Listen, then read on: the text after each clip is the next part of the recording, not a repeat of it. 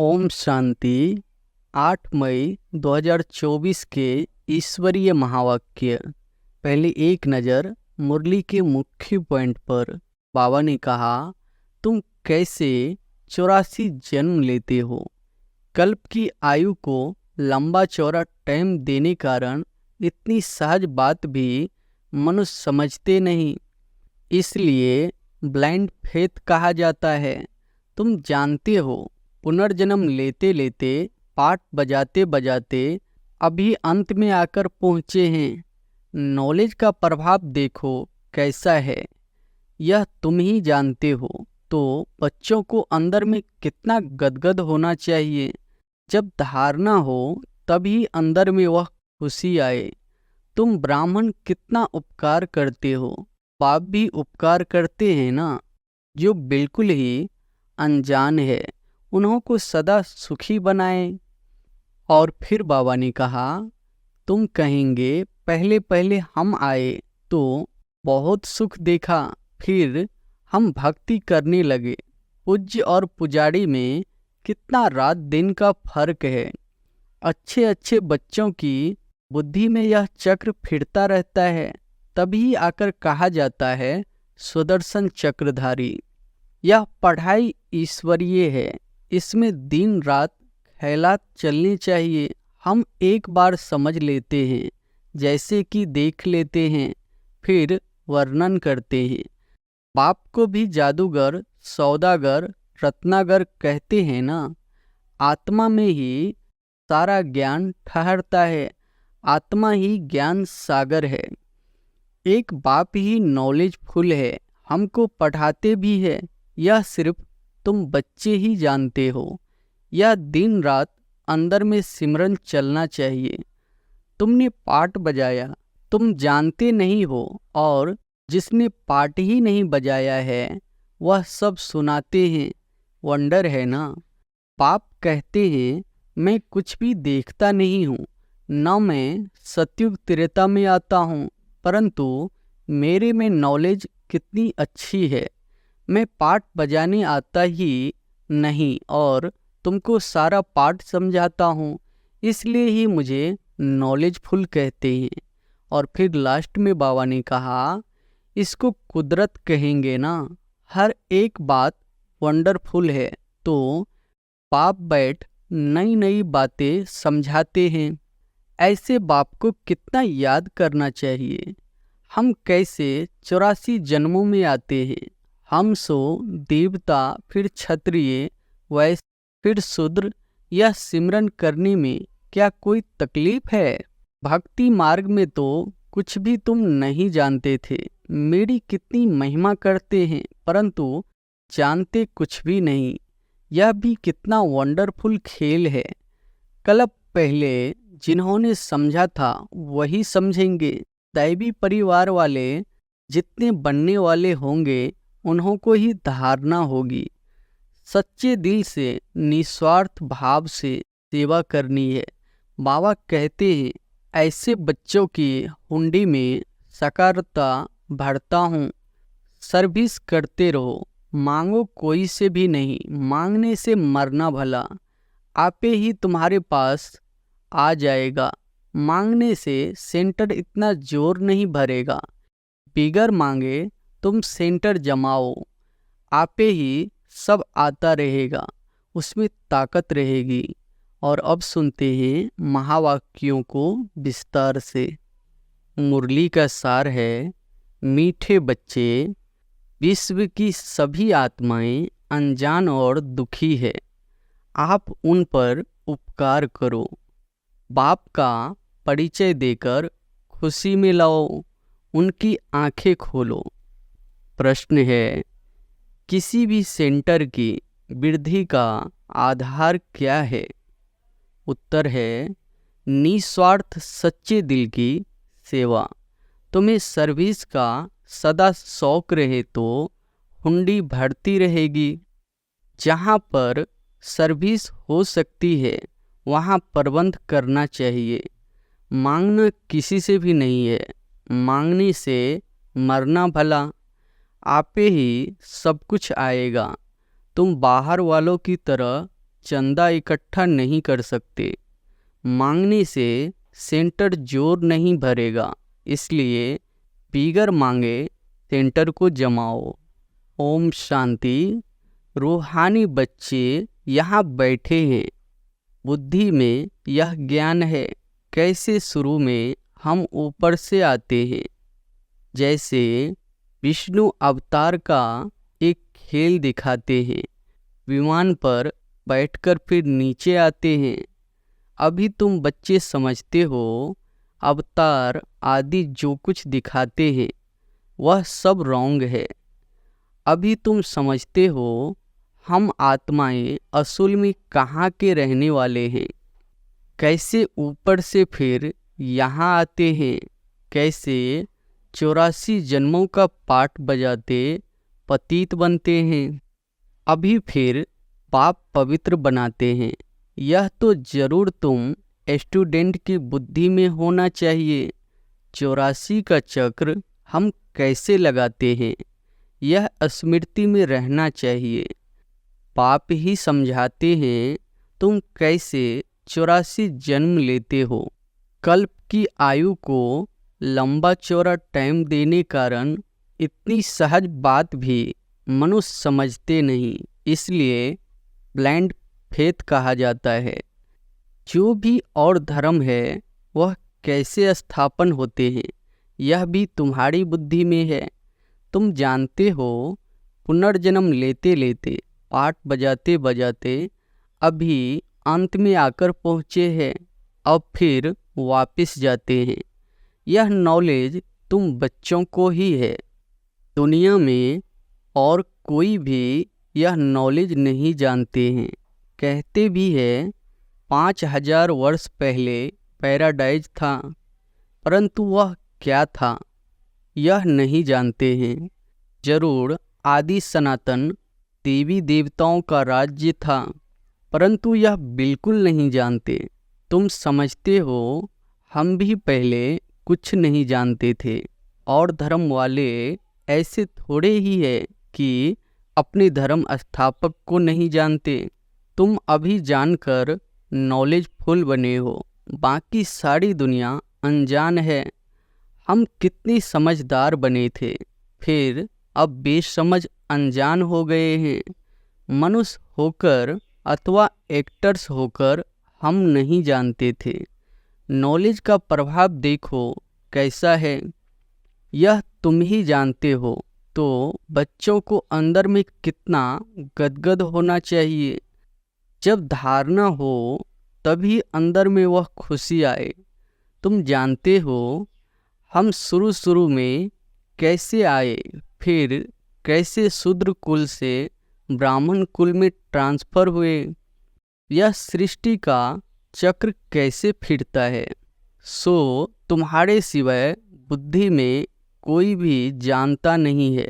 अंदर में यह ज्ञान डांस होना चाहिए। बाबा हमको कितनी वंडरफुल नॉलेज देते हैं, जिस नॉलेज से हम अपना वर्षा पाते हैं। लिखा हुआ भी है, इस राजयोग से मैं तुमको राजाओं का राजा बनाता हूँ। परंतु कुछ समझ में नहीं आता था, अभी बुद्धि में सारा राज आ गया है। हम शूद्र से अब सो ब्राह्मण बनते हैं, यह मंत्र भी बुद्धि में है। हम सो ब्राह्मण फिर देवता बनेंगे, फिर हम उतरते उतरते नीचे आते हैं। कितना पुनर्जन्म लेते चक्र लगाते हैं।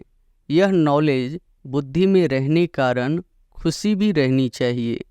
औरों को भी यह नॉलेज कैसे मिले, कितने ख्यालात चलते रहते हैं, कैसे सबको बाप का परिचय दे। तुम ब्राह्मण कितना उपकार करते हो, बाप भी उपकार करते हैं ना। जो बिल्कुल ही अनजान है उन्हों को सदा सुखी बनाए, आंखें खोले, खुशी होती है ना। जिनको सर्विस का शौक रहता है उन्हों को अंदर में आना चाहिए, बहुत खुशी होनी चाहिए। हम आत्माएं कहाँ की रहने वाली है, फिर कैसे आती है पाठ बजाने। कितने ऊंच बनते हैं, फिर कैसे नीचे आते हैं, फिर रावण राज्य कब शुरू होता है, यह अभी बुद्धि में आया है। भक्ति और ज्ञान में रात दिन का फर्क है। शुरू से भक्ति किसने की है? तुम कहेंगे पहले पहले हम आए तो बहुत सुख देखा, फिर हम भक्ति करने लगे। पूज्य और पुजारी में कितना रात दिन का फर्क है। तुम्हारे पास अभी कितना ज्ञान है, खुशी होनी चाहिए ना। कैसे हमने 84 का चक्र लगाया है, कहाँ 84 जन्म, कहाँ 84 लाख। इतनी छोटी सी बात भी किसके ध्यान में नहीं आती। लाखों वर्ष की भेंट में तो यह एक दो रोज के बराबर हो जाता है। अच्छे अच्छे बच्चों की बुद्धि में यह चक्र फिरता रहता है। तभी आकर कहा जाता है सुदर्शन चक्रधारी सतयुग में यह नॉलेज होती नहीं। स्वर्ग का कितना गायन है, वहाँ सिर्फ भारत ही था, जो था वह फिर बनना ही है। बाहर से तो देखने में कुछ नहीं आता है, साक्षात्कार होता है। तुम जानते हो यह पुरानी दुनिया अब खत्म होनी है, फिर नंबरवार हम नई दुनिया में आएंगे। आत्माएं कैसे आती है? पाठ बजाने, वह भी तुम समझ गए हो।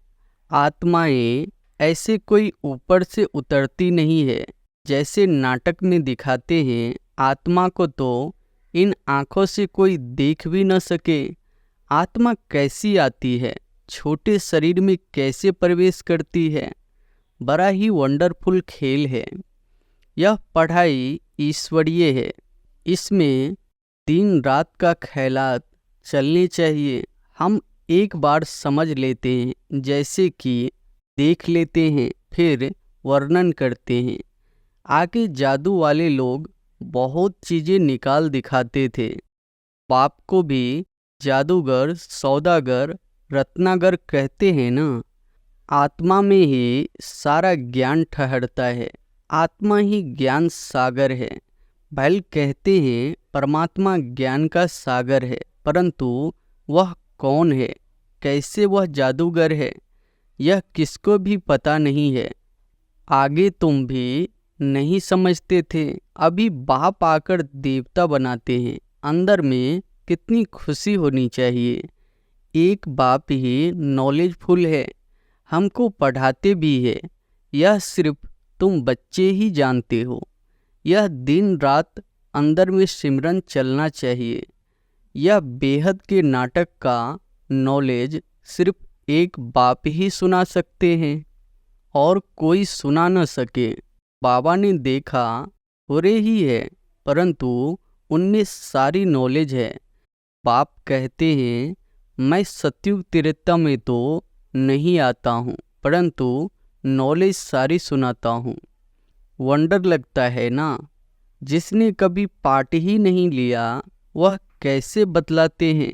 बाप कहते हैं मैं कुछ भी देखता नहीं हूँ, न मैं सतयुग त्रेता में आता हूँ, परंतु मेरे में नॉलेज कितनी अच्छी है जो मैं एक ही बार आकर तुमको सुनाता हूँ। तुमने पाठ बजाया, तुम जानते नहीं हो, और जिसने पाठ ही नहीं बजाया है वह सब सुनाते हैं। वंडर है ना। हम तो पाठधारी है, हम कुछ नहीं जानते, और बाप में कितनी सारी नॉलेज है। बाप कहते हैं मैं थोड़े ही सतयुग त्रेता में आता हूँ, जो तुमको अनुभव सुनाऊं। ड्रामा अनुसार बिगड़ देखे अनुभव किए सारी नॉलेज देते हैं। कितना वंडर है। मैं पाठ बजाने आता ही नहीं और तुमको सारा पाठ समझाता हूँ, इसलिए ही मुझे नॉलेजफुल कहते हैं। तो बाप कहते हैं अब मीठे मीठे बच्चों, अपनी उन्नति करनी है तो अपने को आत्मा समझो। यह खेल है, तुम फिर भी ऐसे ही खेल करेंगे, देवी देवता बनेंगे, फिर अंत में चक्र लगाए मनुष्य बनेंगे। वंडर सिखाना चाहिए ना। बाबा में यह नॉलेज कहाँ से आई? उनका तो कोई गुरु भी नहीं। ड्रामा अनुसार पहले से ही उनमें पाठ बजाने की नोंद है। इसको कुदरत कहेंगे ना। हर एक बात वंडरफुल है। तो बाप बैठ नई नई बातें समझाते हैं। ऐसे बाप को कितना याद करना चाहिए। 84 के चक्र को भी याद करना है। यह राज भी बाबा ने ही समझाया है। विराट रूप का चित्र कितना अच्छा है। जो लक्ष्मी नारायण अथवा विष्णु का चित्र बनाते हैं वही दिखाते हैं हम कैसे 84 जन्मों में आते हैं। हम सो देवता, फिर क्षत्रिय, वैश्य, फिर शूद्र। यह सिमरन करने में क्या कोई तकलीफ है? बाप है नॉलेजफुल। कोई से भी पढ़ा थोड़े ही है, न शास्त्र आदि ही पढ़ा है। बिगर कुछ भी पढ़े, बिगर गुरु किए इतनी सारी नॉलेज बैठ सुनाए, ऐसा तो कभी देखा नहीं। बाप कितना मीठा है। भक्ति मार्ग में कोई किसको मीठा समझेंगे। जिसको जो आता है उनकी पूजा करने लग पड़ते हैं। बाबा बैठ सब राज समझाते हैं।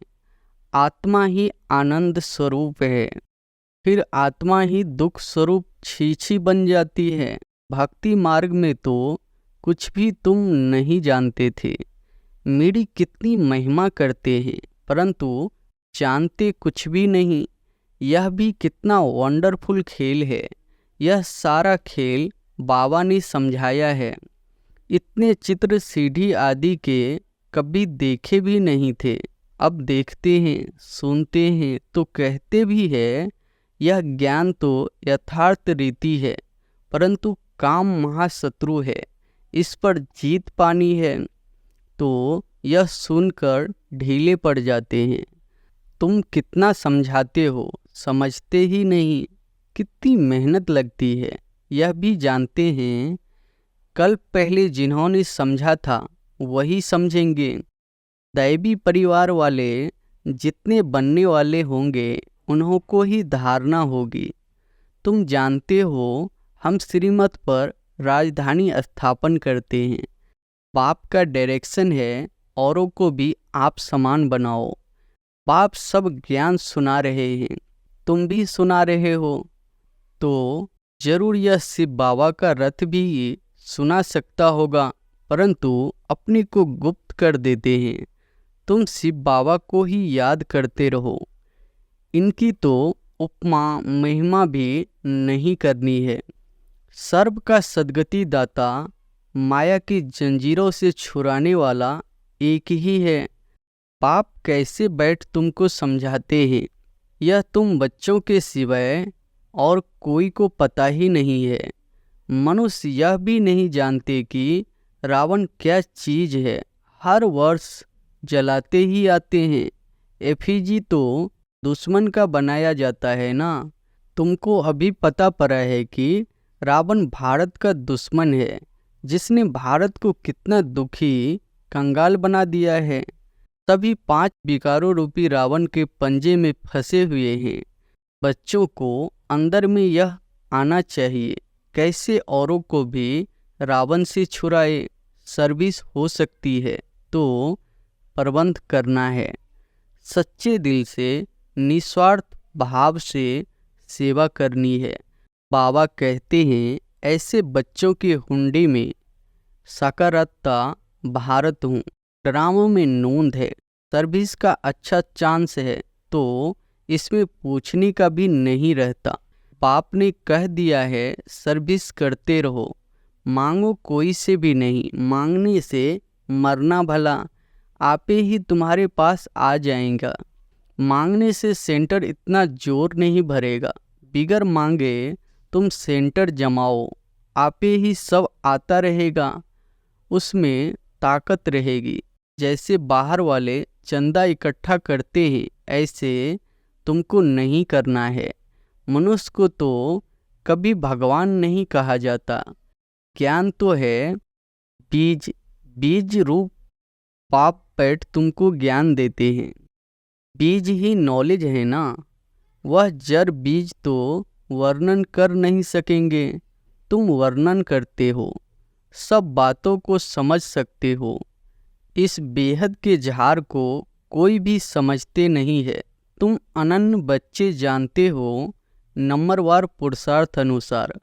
बाप समझाते हैं माया भी प्रबल है, कुछ सहन भी करना पड़ता है। कितने करे करे बेकार है। अच्छे अच्छे सर्विस करने वालों को चलते चलते ऐसी माया की चमाट लग जाती है, कहते हैं हम तो गिर गए। सीढ़ी ऊपर चढ़ते चढ़ते नीचे गिर पड़ते हैं तो की कमाई सारी चट हो पड़ती है। दंड तो जरूर मिलना चाहिए। पाप से प्रतिज्ञा करते हैं, ब्लड से भी लिख कर दिया, फिर भी गुम हो गए। बाबा पक्का करने के लिए देखते भी है, इतनी युक्तियां करते हुए भी फिर दुनिया की तरफ चले जाते हैं। कितना सहज समझाते हैं। पाठधारी को अपने पाठ का ही सिमरन करना चाहिए। अपना पाठ कोई भूल थोड़ी ही सकता है।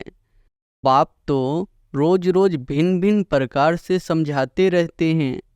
तुम भी बहुतों को समझाते हो, फिर भी कहते हैं हम बाबा के सम्मुख आए हैं। पाप का तो वंडर है, रोज मुरली चलाते हैं। वह है निराकार, नाम रूप देश काल तो है नहीं, फिर मुरली कैसे सुनाएंगे। वंडर खाते हैं, फिर पक्के होकर आते हैं। दिल होता है ऐसा बाप वर्षा देने आए हैं, उनसे मिले। इस पहचान से आकर मिले तो बाप से ज्ञान रत्न धारण कर सकेंगे, श्रीमत को पालन कर सकेंगे। अच्छा, मीठे मीठे सिकिलधे बच्चों प्रति माता पिता बाप दादा का याद प्यार और गुड मॉर्निंग। रूहानी बाप की रूहानी बच्चों को नमस्ते। धारणा के लिए मुख्य सार पहली पॉइंट है, ज्ञान को जीवन में धारण कर खुशी में गदगद होना है। वंडरफुल ज्ञान और ज्ञानदाता का सिमरन कर ज्ञान डांस करना है। दूसरी पॉइंट है, अपनी पाठ का ही सिमरन करना है, दूसरों के पाठ को नहीं देखना है। माया बड़ी प्रबल है, इसलिए खबरदार रहना है। अपनी उन्नति में लगे रहो, सर्विस का शौक रखो। वरदान है, अच्छाई पर प्रभावित होने के बजाय उसे स्वयं में धारण करने वाले परमात्म स्नेही भव। अच्छाई पर प्रभावित होने के बजाय उसे स्वयं में धारण करने वाले परमात्म स्नेही भव। अगर परमात्म स्नेही बनना है तो बॉडी कॉन्शियस की रुकावटों को चेक करो। कई बच्चे कहते हैं यह बहुत अच्छा या अच्छी है, इसलिए थोड़ा रहम आता है। कोई का किसी के शरीर से लगाव होता तो कोई का किसी के गुणों व विशेषताओं से, लेकिन वह विशेषता व गुण देने वाला कौन। कोई अच्छा है तो अच्छाई को धारण भले करो, लेकिन अच्छाई में प्रभावित नहीं हो जाओ। न्यारे और बाप के प्यारे बनो। ऐसे प्यारे अर्थात परमात्म स्नेही बच्चे सदा सेफ रहते हैं। स्लोगन है, साइलेंस की शक्ति इमर्ज करो तो सेवा की गति फास्ट हो जाएगी। साइलेंस की शक्ति इमर्ज करो तो सेवा की गति फास्ट हो जाएगी। अच्छा, ओम शांति।